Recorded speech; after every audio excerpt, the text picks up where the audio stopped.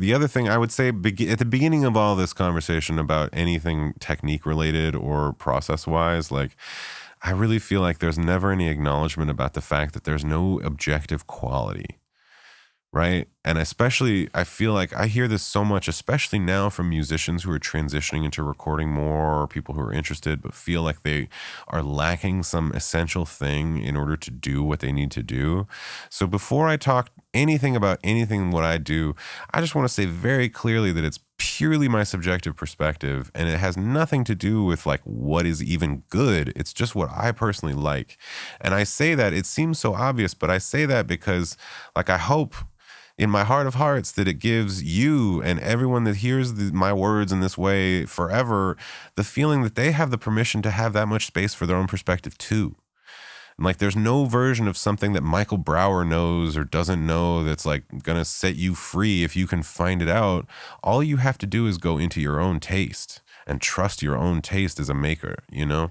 Yeah. So that being said, I don't know. I don't really record with a lot of amps these days. I like DI. I have a bunch of Ampex 351s that I've modified a lot that sound fucking awesome. And like, you don't have to do anything to it. Sometimes I don't even have to compress bass afterwards. It just sounds so good through these things. I have a 1962 P bass, the P bass into the Ampex, and it's done. Wow. There's flats, obviously, right? No. No, really? Medium weight round wounds, dude. Really? Yeah, it doesn't matter. Nothing matters. It's the pilot, not the plane. And like, if you're in the mix and it's not bassy enough, add bass. If you're in the mix and it's too mid-rangey, filter it. You know, it's like, there really is that simple. And there's that great Duke Ellington quote, right? Like, if it sounds good, it is good. Yes. So like that, you know? And I mean, look, like this is also me circumlocuting the fact that I've like spent 20 years of my life actively obsessed about this thing. So I also don't mean to like mitigate the struggles and successes of the beginner in so doing, but like it's just me asking the same questions that anyone that's going to listen to this is going to ask themselves, you know? And so get after it. I don't know. That's what I do. I have a B15 too, but I find that I really find that the more directionality and the more presence and less air I can get around a bass recording, the more overall volume you can get out of it before it starts squaring up. So if you, for example, if you have like a B15, it has a pretty intrinsically like muddy resonance, which is kind of what's great about it, but also just what's true, right? And then if you magnify that by sticking it into a booth that's kind of weird and lumpy, because that's what everybody fucking does, like, right. Then you're going to have to deal with the acoustic power of the bass signal being moved around by an amp that has some nonlinearities in a space that has nonlinearity.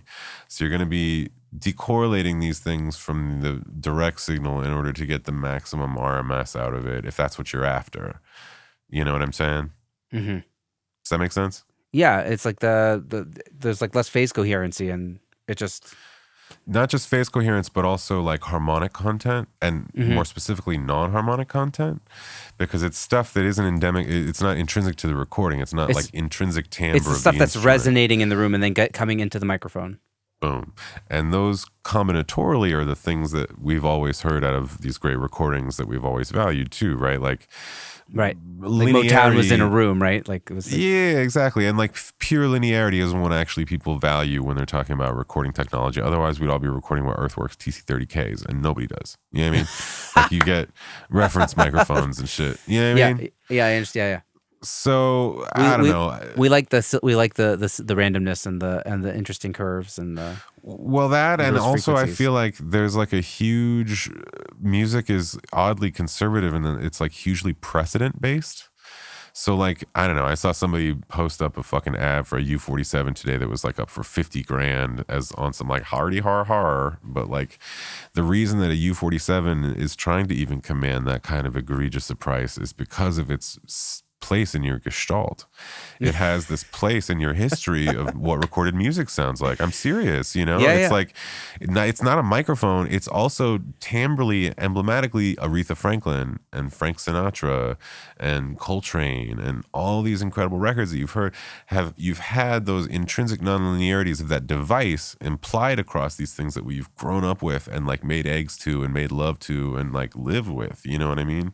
So that's why a U47 costs $50,000, not because it's better or worse than any microphone. It's a transducer. It does its job. That's it. And in fact, poorly in some cases because the parts are hard to find and it's expensive to maintain and noisy. But it's got this connection to this diasporatic importance in our subconscious life.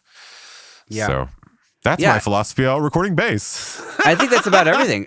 You know, like everyone talks about saturation these days, and I think the reason why we love saturation is because that's the sound of those records that we grew up listening to when it was recorded to tape and all those non-linearities and all that stuff. Like we That's true. love that, and we love That's it because right. that's all we've been hearing. That's the canon of modern music that we grow up, you know, from the Beatles to Zeppelin to, you know, whatever, Rush, That's absolutely Prince, all that stuff. Yeah. Like it just Yeah. keeps, you know, that's what we grew up loving, and that's why we love that sound, and that's why we love the sound of compression, and that's why What's records are, that are great- loud, right? What's that great Eno quote? He's like, as soon as we overwhelm the limitations of a technology, we will seek to recreate them. You know, like as soon as we pass beyond the limitations of a form of media, we seek to recreate it Yeah. nostalgically. That's literally what happened.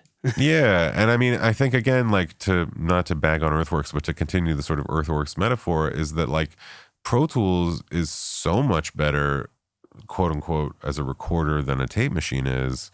That's why we have to pull out this old shit, because we're trying to connect it back to an era in which these things were more intrinsically a part of the media, like slew rate transient response of like a Burl versus like a ATR 102 or like a 3M tape machine. Forget it.